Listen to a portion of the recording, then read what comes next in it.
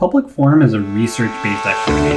That means students and coaches do research to produce evidence in support of the arguments they make in a debate round. In this video, we're going to go over the basics of debate research.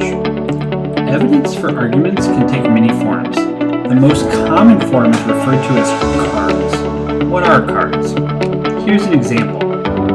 Let's break down the components of what we're seeing and then things will become clear.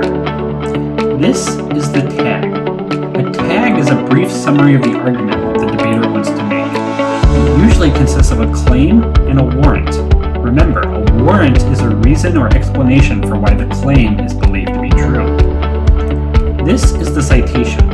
This provides author and publication information for the evidence below it. Citations are important because they provide the qualifications of the author to establish expertise on a given subject, and the publication information so that in between rounds and tournaments, other teams can look up the evidence in question, ensure it's accurate, scrutinize it, etc. This is the body of the evidence. This is a copy and pasted portion of an article or book. The purpose of the evidence is to help prove the tag. How do you produce evidence? The easiest way to do it and stay organized is to use a template. The industry standard template for debate is called Verbatim. It can be downloaded at this website. A template configures Microsoft Word with shortcut keys that makes producing evidence easier. The vast majority of research comes from the internet. Once you find a source you want to turn into evidence, you copy and paste the selection into your template. Remember this, you have to copy and paste whole paragraphs. You don't have to copy and paste the whole article, but you have to include an entire paragraph for context. You cannot copy and paste individual sentences or a random collection of sentences from all over the article. Also remember, you should copy and paste without the formatting. In Verbatim, if you click the paste shortcut key, this automatically happens for you. Otherwise, your document will be hard to read and format. Once you have copied and pasted a card, you should cite it.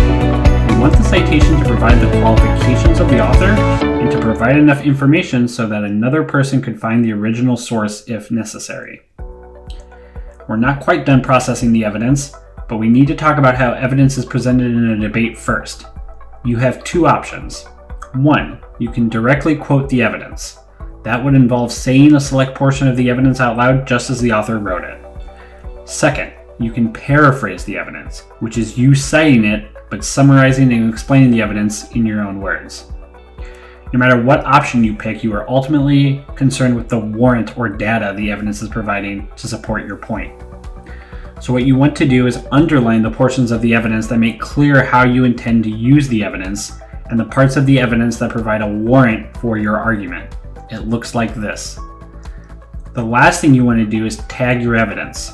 This isn't necessarily to be read in a round, but it will help you keep track of which evidence says what as you accumulate more of it.